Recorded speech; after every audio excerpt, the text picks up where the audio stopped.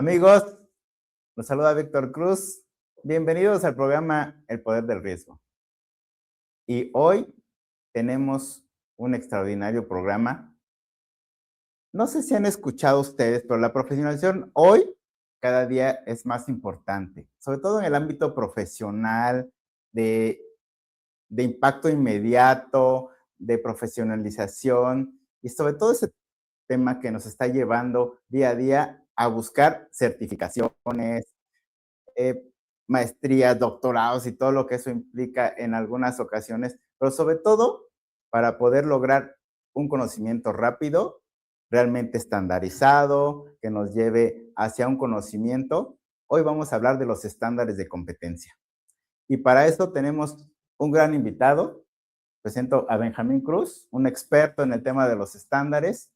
Pero antes de entrar en materia, eh, quisiera que nos pudieras compartir, mi estimado Benjamín, un poco de tu trayectoria, qué te llevó, bueno, primero quién eres tú, a qué te dedicas, y después si nos platicas cómo te metiste a este tema de los estándares y al ratito vamos viendo un poquito de este tema que, sobre todo el programa pasado, algunos de nuestros amigos que nos estaban viendo nos preguntaban, y creo que nos va a dar mucha luz de cómo podemos utilizarlos para beneficio, no nada más de nosotros, sino de la gente que se encuentra a nuestro alrededor, incluyendo pues, todo el tema de impacto a nivel país, ¿no?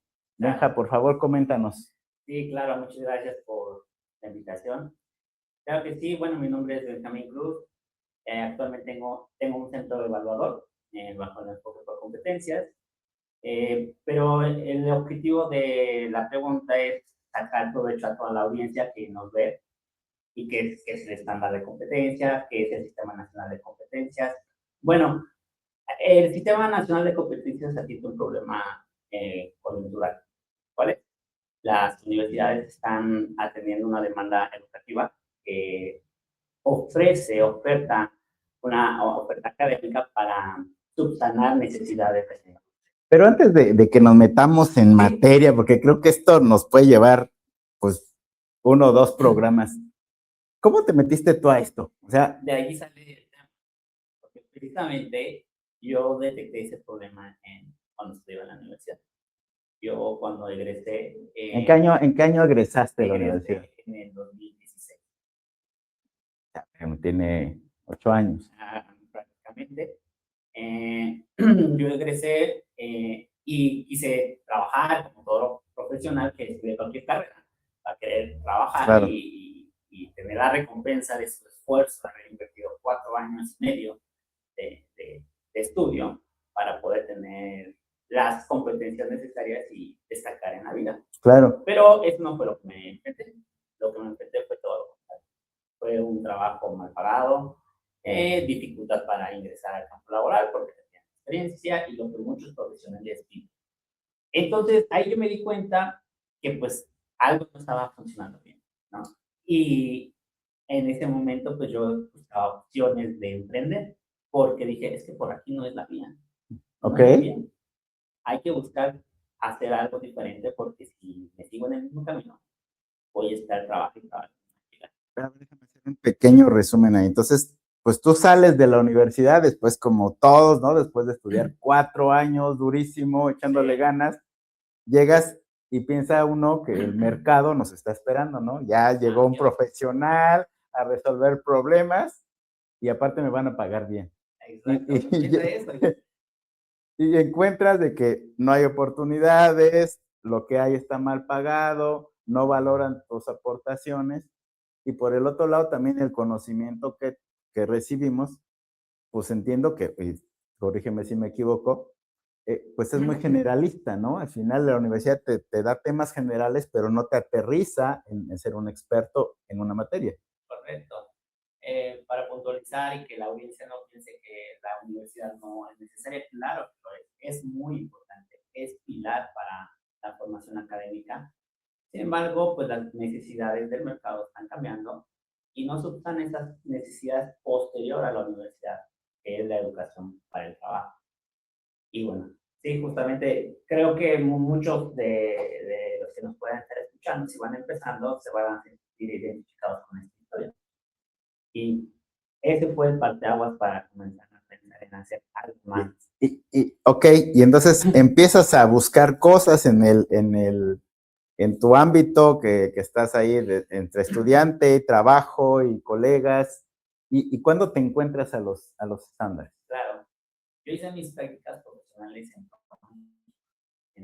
porque actualmente ya no existe por México, pero allí yo me enteré que existía un estándar de competencias para poder promocionar las exportaciones. Ahí fue cuando yo me enteré que era un estándar de competencias, porque ese estándar de competencias lo usaban para las convocatorias que estaba por México para ofertar y promocionar a profesionales que fueran al extranjero a promocionar sus empresas. Eso justo da pie, ¿no? A la primera pregunta que nos plantearon. ¿Qué es un estándar de competencia? ¿Qué es realmente un estándar de competencia? Claro, pues el estándar de competencias, como el nombre lo dice, estandariza las actividades claves y las mejores prácticas que considera la industria para realizar una actividad laboral. Eso es, son las mejores prácticas y las estandariza de manera oficial. ¿Quién dicta esas mejores prácticas? Hay comités dentro de la misma industria que se reúnen para decir qué es lo mejor o cuáles son las actividades pilares para esa actividad laboral y las estandarizan y las publican en el diario oficial.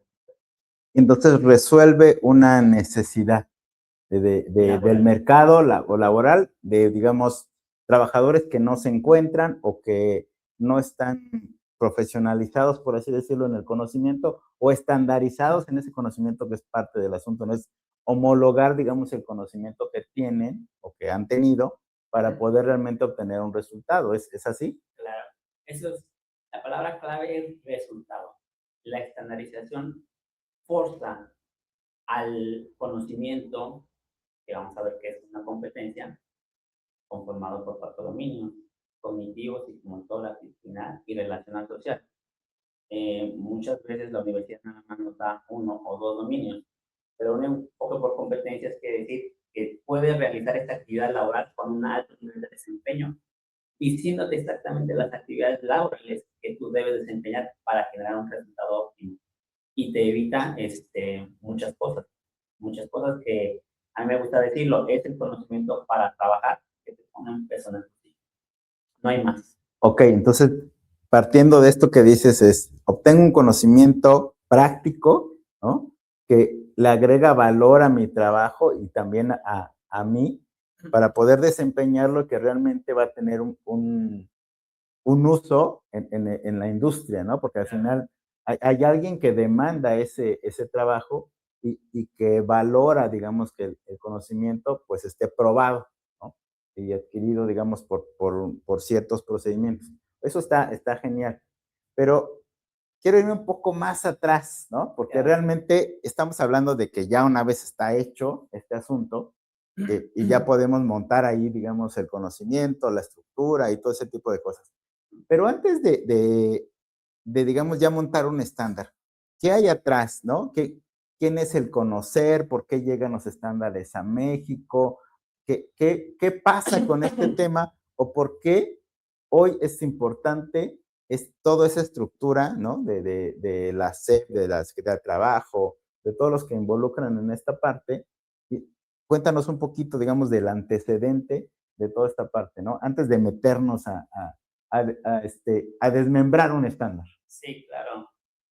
El Sistema Nacional de Competencias en COP se inició en 1992 con el Tratado de Libre Comercio, TELECAN, actualmente TEMEC. Pero antes de eso, hubo en la Segunda Guerra Mundial, eso es, pues todos los países quedaron, principalmente Europa, devastados. Entonces se funda todo este principio del por competencia, se fundó en Inglaterra, porque fue el pionero en querer reconstruir su nación y se dio cuenta que para reconstruir esa nación requería mano de obra competente y en abundancia y bien, para que pudieran acelerar el crecimiento de esa nación. Y entonces empezó a estandarizar las actividades productivas para que las personas se especializaran y les empezó a otorgar validez oficial por el gobierno y por la académica de ese país. Actualmente, pues hay más de 40.000 estándares de competencia en Inglaterra. Eso es bastante. En México aquí apenas tenemos 1.800. Wow, no, estamos bastante atrasados en ese sentido, concuerdo. Pero ese fue el fundamento o el principio por el cual se funda un enfoque por competencias. Y ahorita, ya que avancemos al tema técnico, cómo funciona el sistema, la competencia, pues nos daremos cuenta que es una educación muy específica para realmente atender resultados que demanda la industria, el gobierno, el Estado, para generar bienestar social. Ahí déjame detenerte tantito, Benja, porque estás mencionando un tema bien interesante. El Estado y la industria, por un lado. El Estado, desde el tema de Secretaría de Economía, Secretaría de Trabajo, Secretaría de Economía, todos los que están involucrados, que al final pues forman el conocer. Entonces, ¿quién es el conocer? ¿Qué representa? ¿Es un certificado de conocer? ¿Es válido? Es decir, es como si yo tuviera una mini carrera, o ¿qué es, digamos, en el sentido del conocer y luego qué representa ese documento que emite a nivel, digamos, de validez oficial?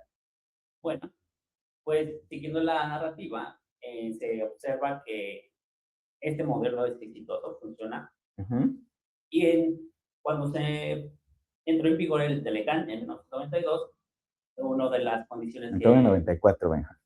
Se firmó, perdón, en el 92. Ah, sí, entró en vigor en el 94 empezó, se firmó en el 92.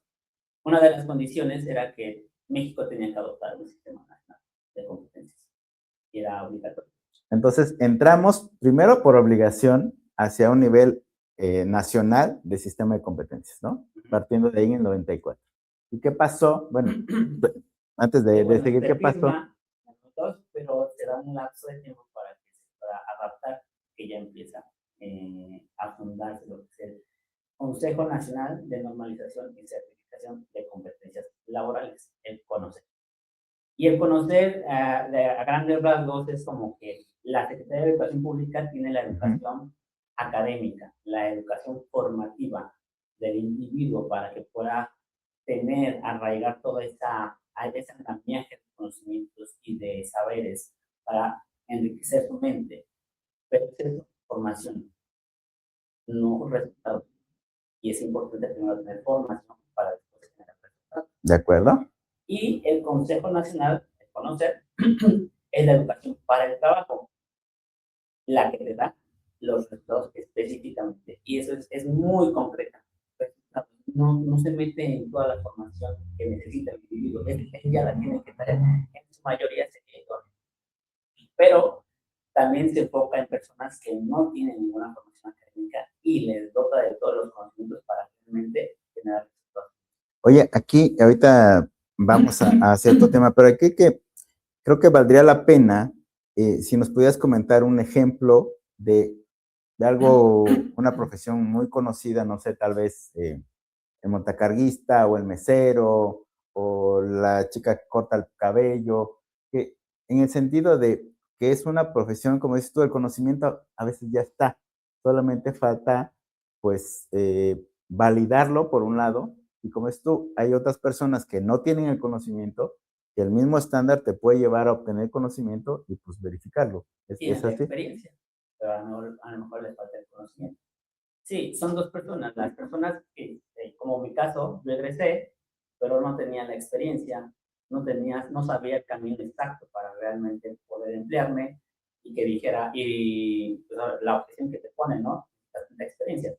No, ya tengo el proceso donde puedes tener resultado. O las personas que realmente a lo mejor no tuvieron la oportunidad de estudiar o truncaron sus estudios por trabajar, pero se llenaron de experiencia. Eso, esa experiencia que tienen es valiosa, pero les falta estandarizar, ponerle metodología a lo que saben hacer, ponerle dirección y darle validez. Para eso y un ejemplo. Bueno, los estándares se conforman por taxonomía. Las taxonomías, digamos que son niveles de conocimiento que debe tener o la competencia que debe tener la persona para desempeñar una actividad laboral. Digamos, nivel 1 es poca complejidad, nivel 6 es la máxima complejidad. Nivel 1 son actividades operativas donde requiere la supervisión de alguien. el nivel 6 son actividades aleatorias, impredecibles y no puede supervisarse porque él es el que debe ser responsable. En un esquema donde las personas dicen, pues es como cualquier curso. ¿Es un curso, un estándar? No, no es un curso. Y ahorita aterrizando a este punto, termino lo de un ejemplo. Un ejemplo, digamos que el nivel taxonómico del 1 al 3 son actividades operativas donde pueda ser una taquista, un restaurante, cómo dar servicio al cliente. Son actividades que son necesarias para elevar la calidad en el servicio al cliente, que genera realmente un cambio en el servicio en ese tipo de industrias para incrementar la rentabilidad. Entonces son actividades que digamos que no son muy complejas, pero sí se necesitan. ¿Por qué? Porque no es un curso o un estándar de competencia, porque el curso se enfoca en el conocimiento. Pero, ¿qué es lo que va a incrementar la rentabilidad en este tipo de actividades? La actitud que tiene el trabajador hacia el cliente. Y las actitudes no se enseñan con materiales teóricos ni cognitivos, porque para eso se enseña la teoría. Y eso es un curso. Aquí él se enfoca en darte competencias. Y la competencia es dotarte y proveerte de todas esas, ese mindset, esa mentalidad, esa cultura de trabajo que te permita trabajar con una estructura y una disciplina que no solamente es conocer, sino que seas la persona idónea para crear un servicio real y pueda medirse. Oye, qué interesante esta parte que mencionas, porque como al final todo lo que nos han vendido, digamos, de años, ¿no? Digamos, hacia atrás, el tema de curso, que es como dices tú, el conocimiento, y el conocimiento, pues, se puede adquirir, ya sea que pues te lo transmitan o pues tú solo, ¿no? Digamos, de autodidacta. Pero esta parte que mencionas, ¿no? De las actitudes, del servicio al cliente, de la sonrisa, de colocar qué va primero, qué va después, esa parte interesante que dices que es la serie de conocimientos prácticos, operativos, que tienen que ver con la experiencia y aparte con una experiencia de un sector en particular que tiene que ser adaptado y obviamente pues valorado ya después de todo eso. Está muy interesante, Benja. Este, pero me queda la idea justo que dejamos hace un rato. Oficialmente, ¿es válido un certificado que emite el CONOCET? ¿Es reconocido a nivel nacional? ¿Es cuando alguien obtiene un certificado, se puede comprobar la validez? ¿Realmente se puede falsificar? ¿Cualquiera lo puede tener? O sea, en ese sentido, ¿cómo se maneja? Claro. Bueno, con esto cerramos el primer punto de que cualquier persona en las diferentes categorías, industrias o sectores en el que se desenvuelva, hay un estándar de competencia. Cabe resaltar que está en crecimiento, o sea, no va a haber los estándares suficientes para la amplitud de las actividades de la industria. Sin embargo, sí hay para todas las industrias. Yo les recomiendo que se metan al RENEC, que es el registro de estándares de competencia. Ahí pueden encontrar todos los estándares. Ahora, haciendo referencia a si tiene validez oficial de estándar de competencias. Si lo tiene, es parte adjunta a la Secretaría de Educación Pública. Cuando la Secretaría de Educación Pública emite un título de primaria, secundaria, media superior, superior y posgrado, tiene validez oficial, porque tiene una estructura de datos que permite dar veracidad. Igual sucede en esto. Cuando se emite un estándar de competencias, una certificación oficial, viene luego de la Secretaría de Educación Pública y al lado la de conocer. ¿Por qué? Porque está junto a la Secretaría de Educación Pública y quiere decir que esas certificaciones bajo un enfoque por competencias, donde se te enseña a saber hacer, saber ser y saber estar en una actividad productiva con el máximo diseño para generar un alto rendimiento, te va a dar lo que necesitas para validar esta actividad productiva. ¿Y por qué? Porque esa estandarización se fijó en el tiempo y la emite la Secretaría de Educación Pública y el Consejo Nacional. Sí, sí tiene validez oficial. no es un grado académico. Digamos que es como un microgrado. Pero hay una tendencia, y eso todavía no es, eso no es oficial, pero sí se habla de una tendencia de que en el porvenir, adaptando la educación al contexto actual de la industria, de los cambios vertiginosos, se podrá alcanzar grados académicos al juntar ciertos números de estándares de competencias especificados y guiados hacia un objetivo, ¿no? A ver, esto que estás mencionando me hace bien interesante en dos sentidos. Uno, por ejemplo, hablo de pues, una universidad, ¿no? Como privada, ¿no?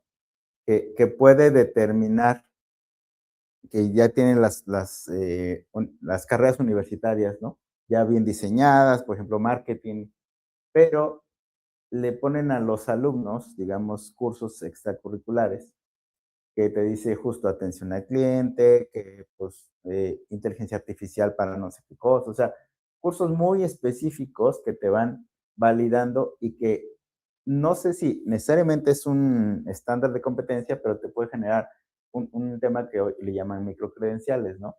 Entonces, es lo que estás mencionando es, ok, adicional al tema de la carrera, te voy a dotar de otras mini herramientas que te van a facilitar o a complementar, digamos, la parte práctica del mercado, ¿no? Por un lado.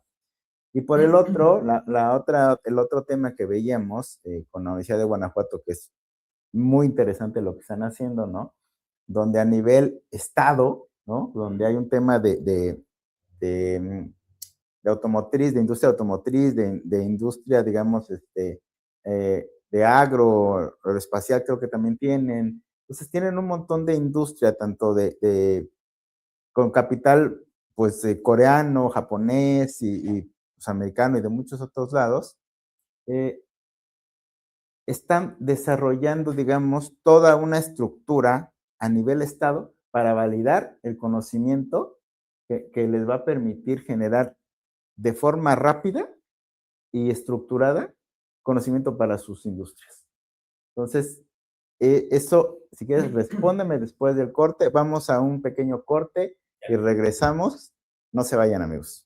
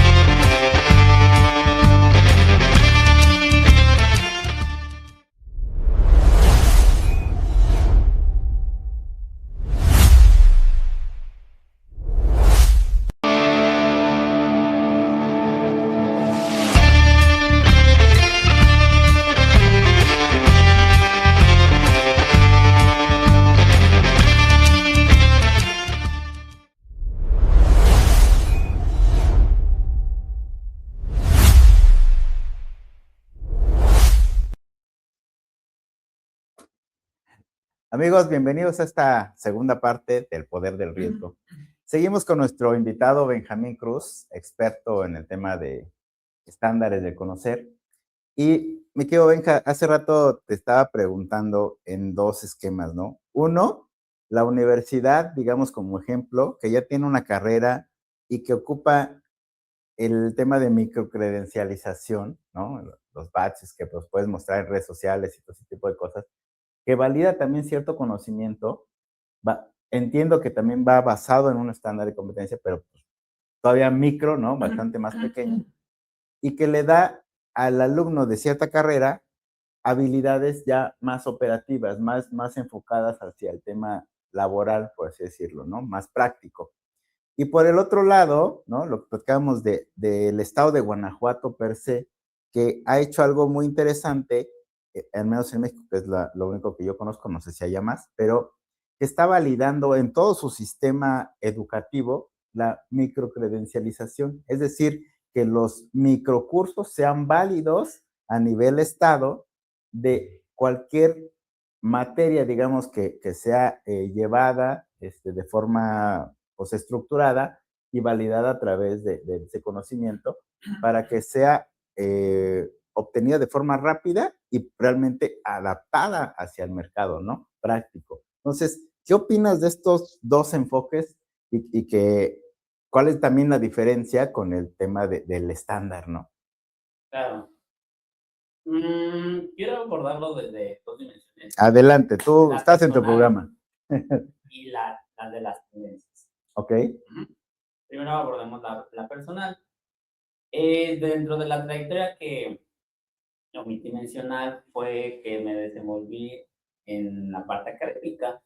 Fui becario con ASIC, algunos conocerán.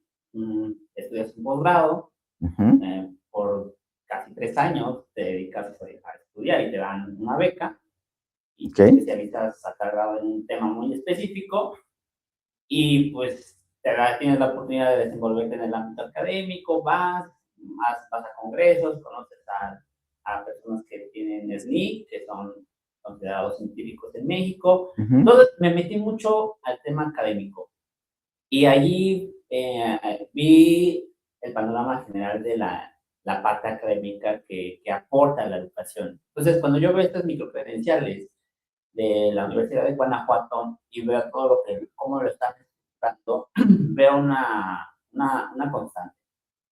Es difícil juntar academia con práctica industrial. Es difícil.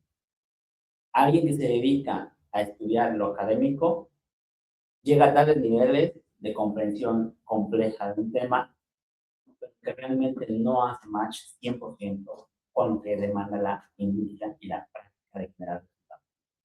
Eso yo lo viví. Qué interesante, sí. Yo lo viví porque yo viví esa parte de tal y como mención honorífica en la maestría.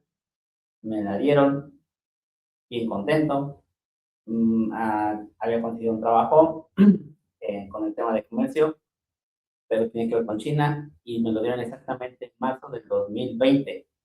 ¿Qué pasó allí? Pues el marzo del 20 de marzo del 2020, la pandemia nos llegó a todos y se acabó. Me quedé sin trabajo. Así que saliendo bien contento, yo salí en enero y para marzo ya había tenido mi trabajo. Bueno, me quedé sin trabajo. Esa es la realidad de alguien que se educó, que buscó avanzar académicamente. Oh, sorpresa. Lo que había vivido atrás, en tiempo atrás, lo vuelvo a vivir, pero ya con maestría. Wow, o sea, te toca 2 veces, es decir, ya sales muy preparado, el mercado laboral, dices, pues no te recibe como uno está esperando, y dices, me falta preparación, déjame regreso a la academia, voy a prepararme más y voy a regresar, ahora sí me van a estar esperando, ¿no? Con un sueldazo. Sí. Y te vuelven a... No, imagínate. No encontré trabajo. Desde allí ya empezaba a gestarse esto de los estándares de competencia. Yo me puse a pensar, vamos a calmarnos, vamos a pensar qué hacer. ¿Qué es lo que más tengo? Hoy en día los infoproductos, los conocimientos tienen valor en el mercado digital. Y ese es mi activo principal. No tengo más. Hay que darle por ahí. Y entonces fue cuando recordé lo del estándar de competencias de México. A mí, bueno, eso ya es algo personal.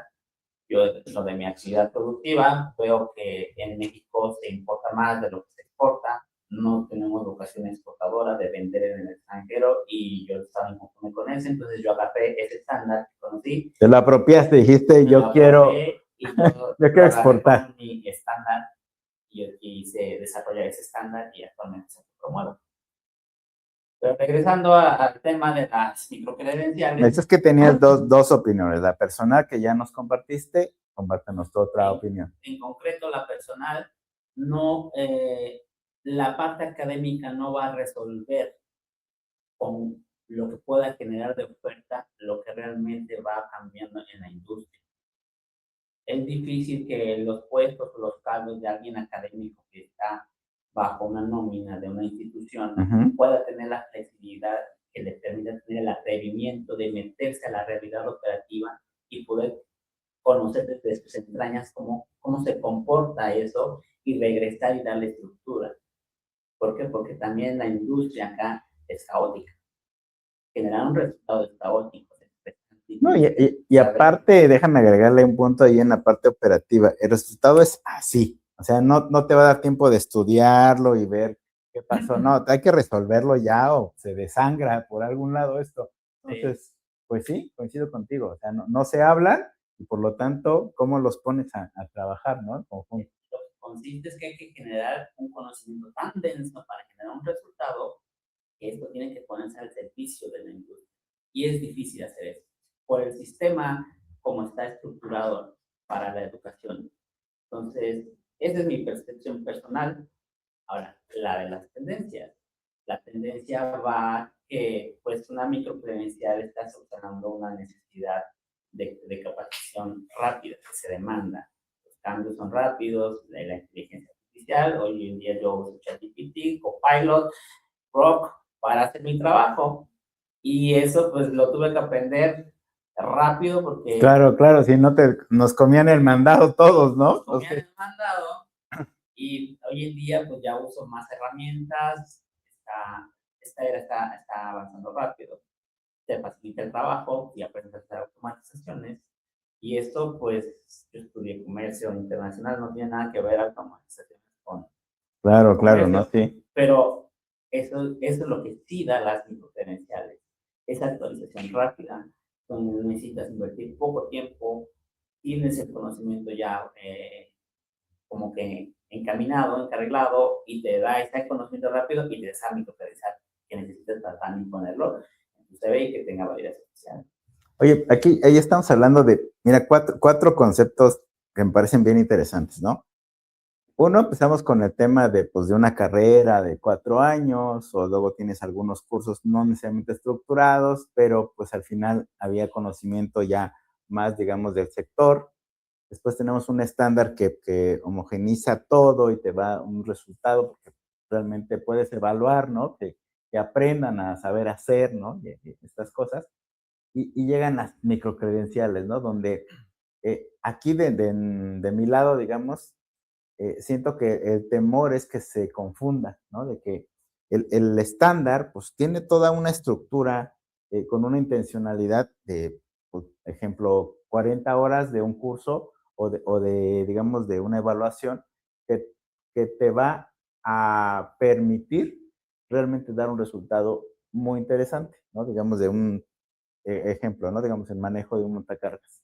Entonces, en 40 horas aprendes desde cómo funcionan, la reparación, no sé, mil cosas, ¿no? Entonces, eres experto en el manejo de seguridad y todo el tema de montacargas.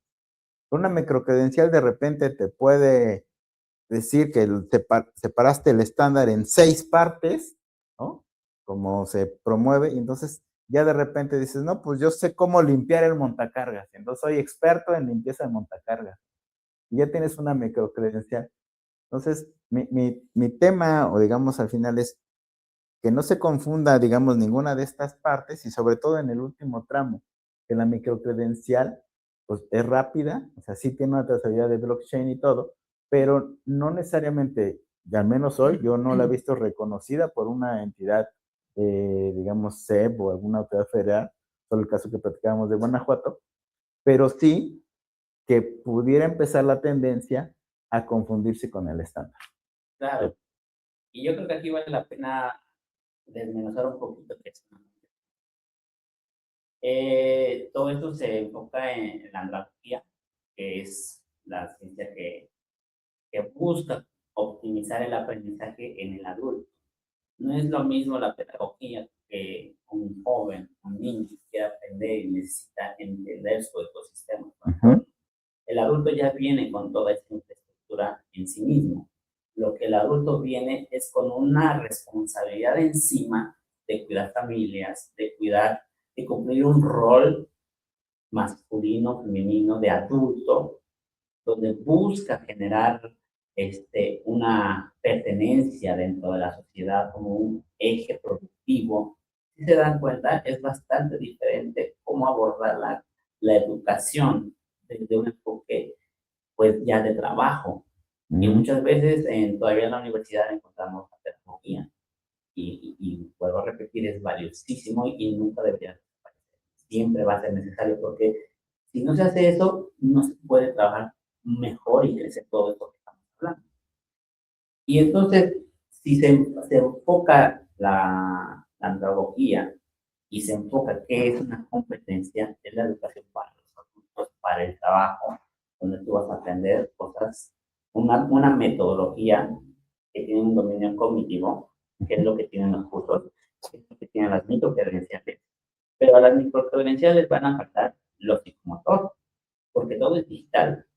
Y las microcredenciales y todo lo que es el ecosistema digital te da el cognitivo muy bien y lo puedes funcionar, pero es muy difícil lo psicomotor. Y es ahí la debilidad de las microcredenciales, porque las competencias tienen que ser prácticamente un coaching de alguien que supo generar ese resultado y tiene que tener esa conexión personal para dotarte de ese mindset, de esa cultura de trabajo. Tiene que ser presencial en su mayoría. No todos, también se puede hacer, pero tiene que tener una estructura metodológica para atender esta necesidad que es más importante que la cognitiva. Y le agregamos la actitudinal, que es la que hablábamos. ¿Cómo haces esa actividad? Tenemos que tener un proceso específico que optimice el resultado y ese proceso está validado por la industria, por las mejores prácticas, por haber resuelto un problema, por haber alcanzado los objetivos de algo y que te permita conjuntarlo con tu cultura de trabajo para que puedas hacerlo una y otra vez más en tu trabajo. Y ahí no termina, porque todavía le agregas lo relacional social, donde todo ese andamiaje lo haces un engranaje para que pueda tener una estructura no solamente contigo, sino con tu entorno de trabajo. Fíjate que ahí, lo que estás platicando está, yo creo que, o sea, muy interesante, pero la esencia está ahí, ¿no? En esos cuatro elementos que se conjuntan para realmente hacer un proceso, digamos, un resultado extraordinario. Pero déjame preguntarte dos temas más. Primero, el tema del rol del capacitador, ¿no? Digamos, del entrenador que te va a dar ciertas cosas. Pero antes de eso, de ver el tema del rol y que va relacionado es todo esto que tú estás mencionando, ¿no? De tema actitudinal, de tema de saber hacer el rol social, psicomotor, todo ese rollo de cosas.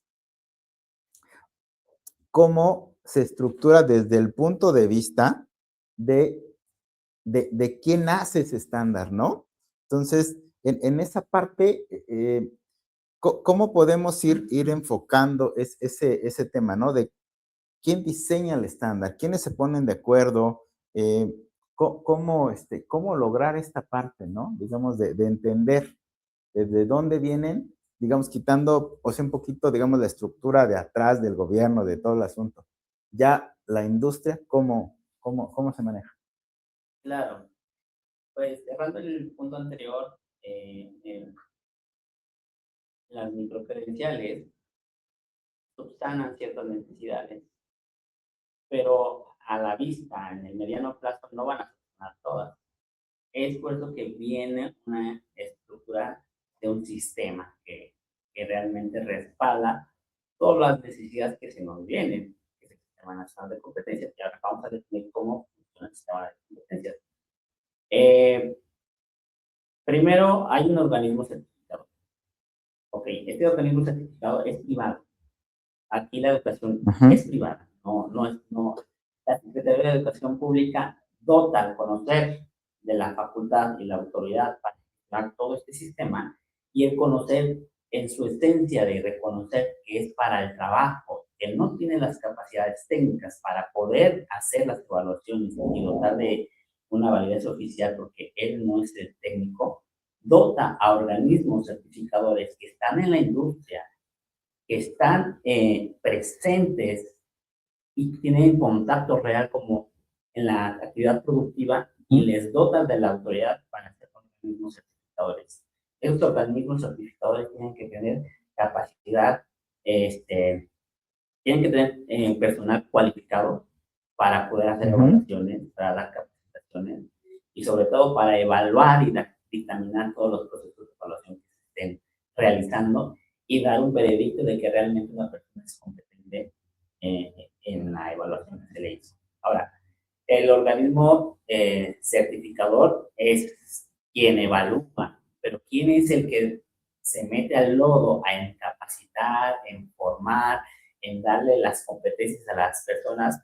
Son los centros de evaluación, que son los que tienen una acreditación, una autorización para poder dar estos servicios a las personas y mandar a dictamen los procesos de evaluación con el organismo, y cuando se aprueban, el organismo informa al conocer, el conocer emite un certificado. Ok. Bueno, déjame, vamos a leer algunos comentarios de nuestros amigos de Upgrade. Siempre nos están ahí apoyando. Nos dicen que hace falta más promoción de los estándares, y estamos totalmente de acuerdo, ¿no? Realmente falta mucho conocimiento en la gente de lo que le puede beneficiar, pero también falta, creo que, difusión de parte del gobierno y de parte de pues, los organismos que participan, ¿no? Por un lado. Y luego también nos están preguntando que cuáles son tus redes sociales, mi estimado Benja. ¿Nos puedes comentar? Es @Benjamín Cruz Oficial en todas partes. Mira, excelente, para que te puedan contactar y podamos estar ahí en contacto contigo, tanto nuestros amigos como pues, todos los que estamos aquí. Retomando el tema, yo te comentaba un poco, digamos, en la estructura de no tanto en la evaluación del estándar, sino quién promueve un estándar, cómo se hace un estándar nuevo, cómo se llega a ese asunto. Bueno, aquí también nos puede compartir un poquito de experiencia, porque de ahí estuvo directamente con esa situación de cómo crear un estándar. Todo surge de la demanda del mercado laboral. No se va a hacer nada si realmente el gobierno, el conocer no identifica a nivel nacional una demanda de una actividad laboral. ¿Por qué? Porque se publican en el diario oficial. Y si no se puede publicar algo en el diario oficial que no tenga realmente una demanda nacional, tiene que demostrarse que tiene una demanda nacional. Ahí es el fundamento de cómo surge la iniciativa. Hay demanda. Esta parte está, te digo, también más interesante en el sentido de que está alineado el estándar con el tema laboral.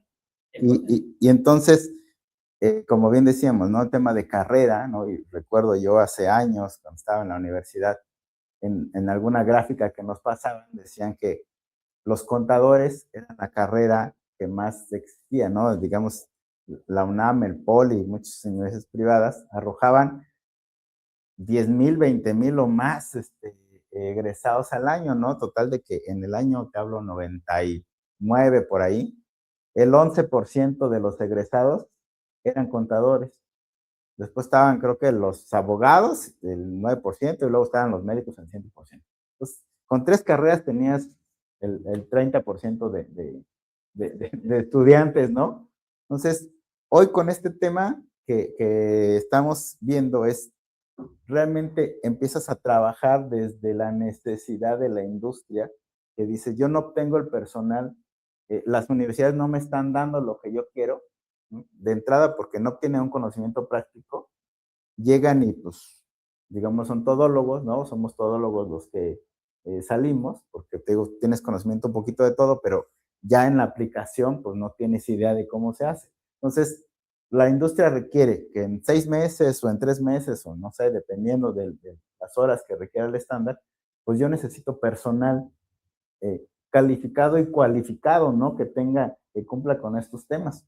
Entonces, si entendemos bien, bueno, que al final, como dices, ¿no? Me tocó estar en el desarrollo de unos estándares donde, pues es un procedimiento muy interesante de ponerse de acuerdo de mentes, digamos, que conocen tanto el tema académico como el tema operativo para poder generar los mínimos, digamos, que debe conocer una persona y cómo los va a aplicar para poder realmente generar ese conocimiento, ¿no? Primero tema técnico y luego todo lo demás que estamos platicando. Entonces, sí me parece que es un tema estructural muy interesante que aporta mucho valor a la industria y al país y a toda la región incluso, pero que sí, y concuerdo con nuestros amigos de Upgrade, que falta difusión, ¿no? Nos falta también trabajo de parte de la industria, ¿no? Que generen más estándares, que se generen más centros de evaluación, que se generen más centros de capacitación y que al final, pues todo esto redunde en una, pues un mayor beneficio para todos, ¿no? Incluso a nivel país. Entonces, haciendo un pequeño resumen, ¿qué, ¿qué dirías que son los estándares y para qué nos sirven a la industria? Claro, un estándar de competencias, si lo que tu objetivo es producir eh, lo que pudiste haber estudiado a lo mejor en 4 años, te lo reduce para generar esa productividad en 6 meses.